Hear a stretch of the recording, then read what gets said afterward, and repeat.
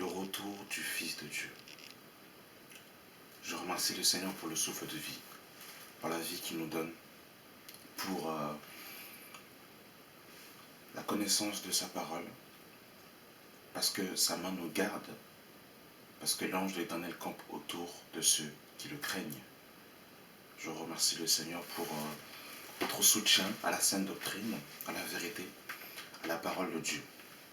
J'aimerais nous parler aujourd'hui du retour de Jésus-Christ. Le retour de Jésus, parce que c'est un message que les apôtres se sont attelés à répéter, répéter, répéter et encore répéter. Et vous verrez, lorsque nous allons voir l'Écriture, que le message de Christ, du retour de Jésus, était l'un des messages, l'un de la base des messages des apôtres. Et justement, nous voulons aujourd'hui parler du retour de Jésus. Lorsque nous voyons le temps dans lequel nous vivons, nous ne pouvons qu'attester que le Maître est à la porte, que les dés sont jetés et que nous sommes en train d'assister aux dernières minutes avant l'enlèvement de l'Église, avant le retour de Jésus. Et c'est un message qui n'est plus prêché malheureusement dans beaucoup d'assemblées. On fait croire aux chrétiens qu'ils ont le temps. On fait croire aux chrétiens qu'ils sont des habitants éternels sur cette terre. On fait croire aux chrétiens que leur demeure, c'est sur la terre. Mais on ne prépare pas, justement, les cœurs à la rencontre de Jésus. Souvenez-vous des 10 vierges. Les 5 vierges folles et les 5 vierges sages. Les vierges folles, elles étaient bien vierges. Elles avaient bien la lampe, mais elles n'avaient pas de réserve d'huile. Et la parole de Dieu nous dit dans Matthieu 25 que les 10 vierges se sont endormies. Et au milieu de la nuit, il y a un cri qui s'est fait entendre. Et justement, ce cri, disait, voici l'époux, allez à sa rencontre. Et aujourd'hui, il faut que des trompettes soient suscitées. Et je crois que Dieu suscite des trompettes dans les 4 coins du globe terrestre afin de réveiller la Vierge sage, afin qu'elle se prépare, qu'elle se réveille pour aller à la rencontre de l'époux. Et c'est quoi le message? C'est quoi le message de la trompette? Ce message n'est ni plus ni moins ce message qui va interpeller les chrétiens à revenir à la vérité, à la sainte doctrine, à la parole pure, à la parole sans compromis, à la purification, la sanctification, la repentance véritable et radicale du cœur et la marche par l'esprit. Voilà le message. Il n'y a pas d'autre message. Le message qui nous parle de Jésus et Jésus seul. Où la loi, les psaumes et les prophètes ont parlé, dont Jésus-Christ est la personne centrale des Écritures. Voilà le message de la croix, le message fondamental qui va préparer les chrétiens à l'enlèvement de l'Église. Et sans plus tergiverser, nous voulons prendre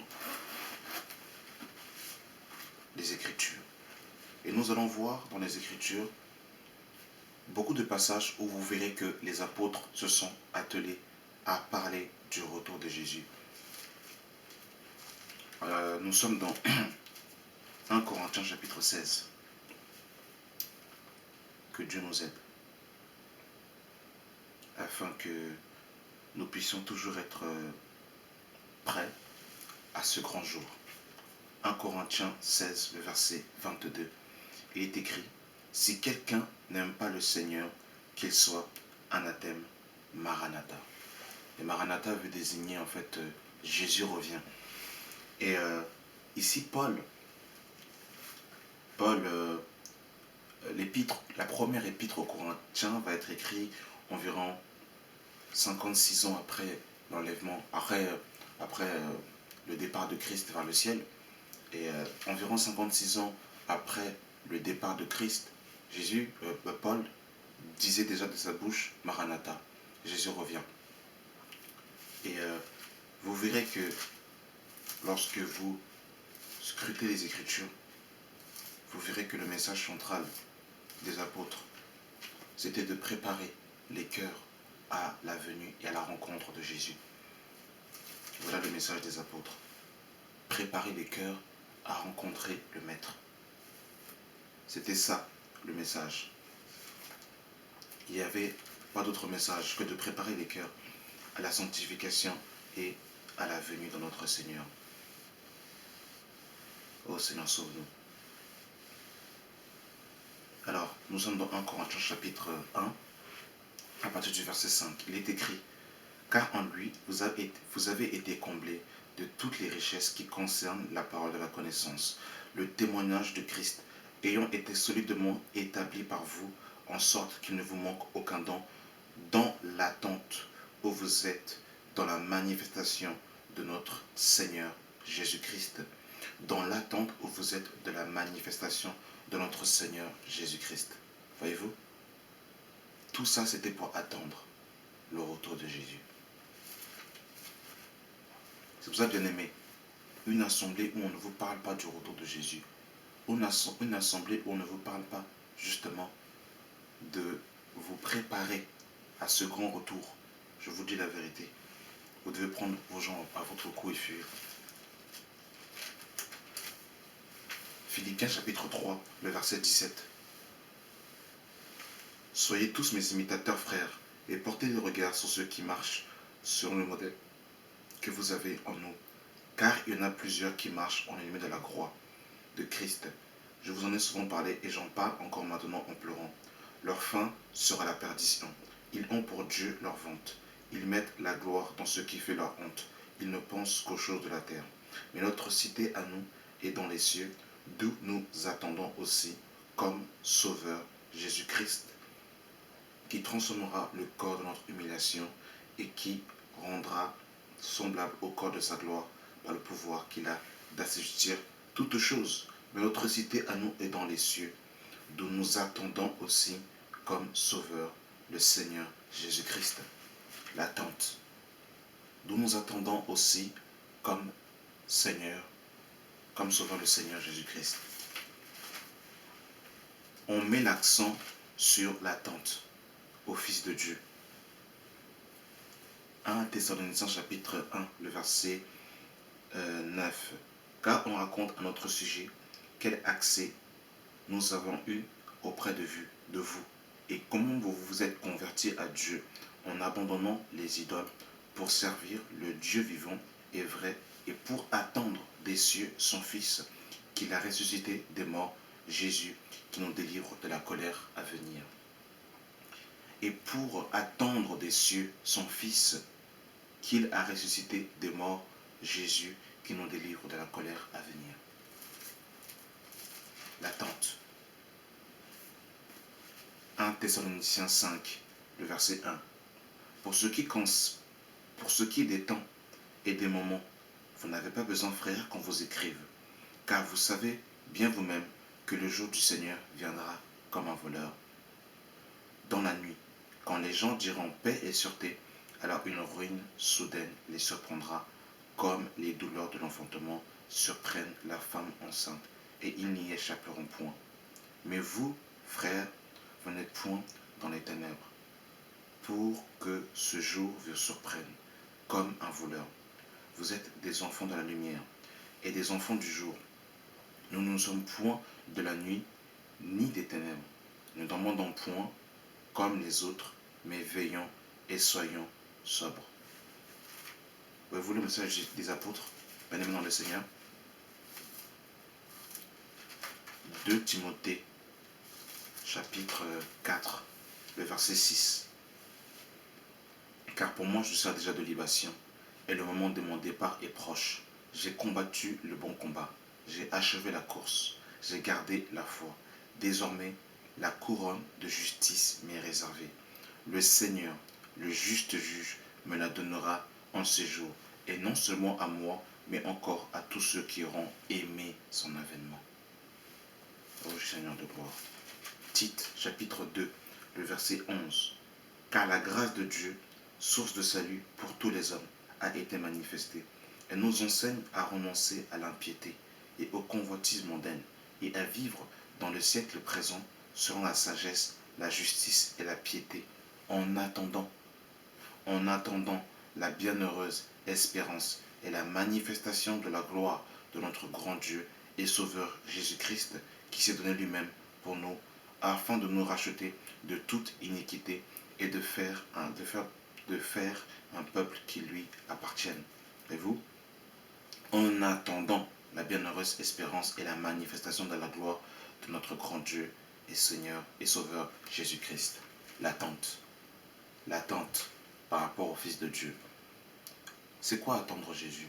Attendre Jésus, c'est être prêt dans son cœur à recevoir le Seigneur Jésus à tout moment, à chaque minute, à chaque seconde. C'est-à-dire qu'il ne faut qu'il n'y ait rien dans notre cœur qui nous empêche d'attendre et de soupirer après le retour de Jésus. C'est-à-dire que ni le travail, ni ma femme, mon mari, mes enfants, mes parents, mon travail, ma voiture, mes vêtements, rien dans mon cœur ne doit retarder le retour de Jésus. Dans mon cœur, je dois toujours être prêt à recevoir Jésus-Christ, soit par le son de la dernière trompette, soit par la mort qui pourrait me surprendre à tout moment. Le chrétien doit être un homme prêt, à chaque instant, à chaque minute. Voilà pourquoi il faut s'examiner. Voilà pourquoi il faut enlever les mauvaises semences qui auraient pu entrer dans notre cœur, laver sa robe chaque jour, quotidiennement, chaque seconde. C'est très important. Il faut attendre Jésus. Je peux dire que Jésus revient, mais il y a une différence entre savoir que Jésus revient et attendre son retour. C'est deux choses complètement différentes. Bien-aimés dans le Seigneur. Et il faut véritablement que nous puissions attendre notre Maître. Que Dieu nous aide.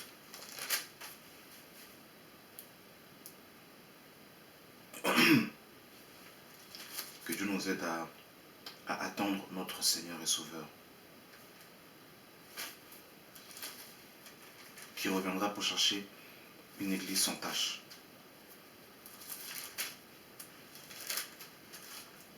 Car il revient bientôt, bien-aimés dans le Seigneur. Nous sommes dans Hébreux chapitre 9, le verset 27. Et comme il est réservé aux hommes de mourir une fois, après quoi vient le jugement. De même, Christ, qui s'est offert une fois pour tous les pécheurs de plusieurs, paraîtra sans péché une seconde fois à ceux qui l'attendent pour le salut. À ceux qui l'attendent. Il faut l'attendre au préalable.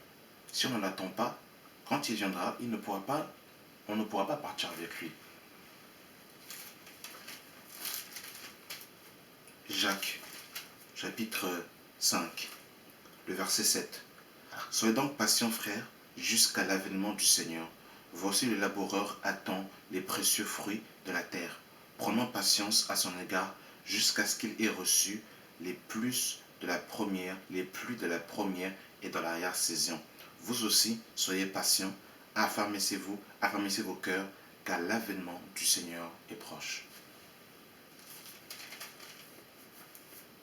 Voyez-vous le message, mes frères et sœurs des apôtres, comment est-ce qu'ils préparaient les cœurs au retour de Jésus? 2 Pierre 3, le verset 1. Voici déjà, bien-aimés, la seconde lettre que je vous écris. Dans l'une et dans l'autre, je cherchais à éveiller des avertissements votre sainte intelligence, afin que vous vous souveniez des choses annoncées d'avance par les saints prophètes et du commandement du Seigneur et Sauveur, enseigné par les apôtres, cherchant à vous tout que dans les derniers jours, il viendra des moqueurs et avec leur raillerie, marchant selon leur propre convoitise, disant où est la promesse de son avènement? Car depuis que les pères sont morts, tous meurent comme dès le commencement de la création. Ils veulent ignorer en effet que des cieux existaient autrefois par la parole de Dieu, de même qu'une terre tirée de l'eau est formée au moyen de l'eau et que par ces choses le monde d'alors périt, submergé par l'eau, tandis que par la même parole, les cieux et la terre qu'à présent sont gardés et réservés pour le feu, pour le jour du jugement et de la ruine des hommes. Mais il y a une chose, bien-aimés, que vous ne devez pas ignorer. C'est que devant Dieu, un jour est comme 1000 ans, et 1000 ans sont comme un jour. Le Seigneur ne tarde pas dans l'accomplissement de la promesse, comme quelques-uns le croient, mais il use de patience envers vous, ne voulant qu'aucun périsse, mais voulant que tous arrivent à la repentance. Le jour du Seigneur viendra comme un voleur. Dans la nuit, en ce jour, les cieux passeront avec fracas, les événements embrasés se dissoudront, et la terre, avec les œuvres qu'elle renferme, sera consumée. Puisque donc que toutes ces choses doivent se dissoudre, qu'elles ne doivent pas être par la sainteté de la conduite et par la piété, l'attente, attendant et attend l'avènement du jour de Dieu, jour auquel les cieux enflammés se dissoudront et éléments embrasés se fondront. Mais nous attendons, selon sa promesse, de nouveaux cieux et une nouvelle terre où la justice habitera. Voilà encore l'enseignement des apôtres. Nous sommes dans 1 Pierre, 1 Jean, chapitre 3, à partir du verset 2. Bien-aimés, nous sommes maintenant enfants de Dieu, et ce que nous serons n'a pas encore été manifesté. Nous serons alors, lorsque cela sera manifesté, nous serons semblables à lui, parce que nous le verrons tel qu'il est. Et quiconque a cette espérance en lui se purifie comme lui-même est pur. Voyez-vous, par rapport encore à l'avènement du Seigneur, à l'espérance qui concerne le retour de Jésus, dans lequel le chrétien doit se maintenir pour se purifier, pour attendre le retour de Jésus. Jude nous dira: ô Seigneur, sauve-nous, et aide-nous à nous préparer. Jude, verset 20.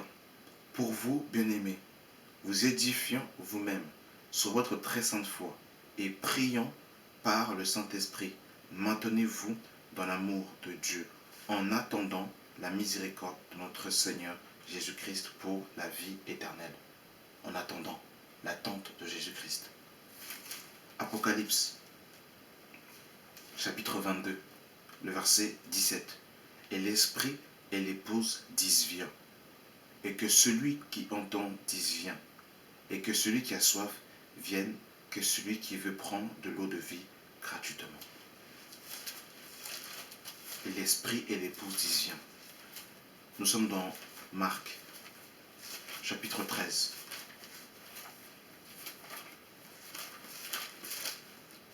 Marc, chapitre 13,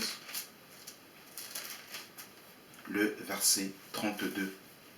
Pour ce qui est du jour ou de l'heure, personne ne le sait, ni les anges dans le ciel, ni le Fils, mais le Père seul. Prenez garde, veillez et priez, car vous ne savez quand ce jour viendra. Il en sera comme un homme qui, partant pour un voyage, laissant sa maison, remet autorité à ses serviteurs, indique à chacun ses tâches et ordonne au portier de veiller. Veillez donc, car vous ne savez quand viendra le maître de la maison, ou le soir, ou au milieu de la nuit, ou au chant du coq, ou le matin. Craignez qu'il vous trouve endormi à son arrivée soudain. Ce que je vous dis, je le dis à tous, veillez. Nous sommes dans Matthieu, chapitre 25, le verset 13. Veillez donc, puisque vous ne savez ni le jour ni l'heure à laquelle le Fils de l'homme viendra. Verset 36 de Matthieu 24. Pour ce qui est du jour et de l'heure, personne ne le sait, ni les anges des cieux, mais le Père seul. Ce qui arrivera au temps de Noé arrivera de même à l'avènement du Fils de l'homme. Car dans les jours qui précèdent le déluge, les hommes mangeaient et buvaient, se mariaient et mariaient leurs enfants, jusqu'au jour où Noé entra dans l'arche. Et ils ne se doutèrent de rien jusqu'à ce que le déluge vînt et les emporta tous. Il en sera de même à l'avènement du Fils de l'homme. Alors, 2 hommes qui seront dans un champ, l'un sera pris, l'autre laissé. 2 femmes qui monteront à la meule, l'une sera prise et l'autre laissée. Veillez donc, puisque vous ne savez pas quel jour votre Seigneur viendra. Sachez-le bien, si le maître de la maison savait à quelle heure de la nuit le voleur doit venir, il veillerait et ne laisserait pas percer sa maison. C'est pourquoi vous aussi, tenez-vous prêts, car le Fils de l'homme viendra à l'heure où vous n'y penserez pas. C'est terrible, hein? Voyez-vous comment on cache ces réalités dans beaucoup d'assemblées? Comment ces réalités de la parole ne sont même pas annoncées concernant le retour de Christ? Il y a des assemblées où on ne parle même pas de retour de Jésus. C'est terrible. C'est vraiment terrible. C'est vraiment terrible. Oh Seigneur, sauve-nous. Je terminerai par deux versets. Luc 21, le verset 20. Lorsque vous verrez Jérusalem investie par les armées, sachez que sa désolation est proche, alors que ceux qui seront en Judée fuient dans les montagnes, et que ceux qui seront au milieu de Jérusalem en sortent, et que ceux qui seront dans les champs n'entrent pas dans la ville, car ce seront des jours de vengeance pour l'accomplissement de tout ce qui est écrit. Malheur aux femmes qui seront enceintes et à celles qui allaiteront en ce jour-là, car il y aura une grande détresse dans le pays et de la colère contre ce peuple. Ils tomberont sous le tranchant de l'épée, ils seront amenés captifs parmi les nations, et Jérusalem sera foulée aux pieds par les nations jusqu'à ce que le temps des nations s'accomplisse. Verset 34. Prenez garde à vous-même, de crainte que vos cœurs ne s'apesantissent par les excès du manger et du boire, par les soucis de la vie, et que ce jour ne vienne sur vous à l'improviste, car il viendra comme un filet sur tout habitant de la terre. Veillez donc et priez en tout temps, afin que vous ayez la force d'échapper à toutes ces choses arriveront et apparaître debout devant le Fils de l'homme. Alors, lorsque nous lisons tous ces versets, on voit que le message du Maître nous disait qu'il allait revenir comme un voleur et qu'il fallait se tenir prêt. Les apôtres aussi sont partis dans la même direction, dans la même lignée, concernant le retour de Jésus. Donc nous devons véritablement nous préparer à son retour, à son avènement. Préparer notre cœur, le purifier, demander pardon, se repentir sincèrement, véritablement, radicalement, afin véritablement de pouvoir arriver, être prêt au jour de notre Seigneur et Sauveur Jésus-Christ. Merci d'avoir suivi cette vidéo. Soyons prêts et attendons son avènement. Amen.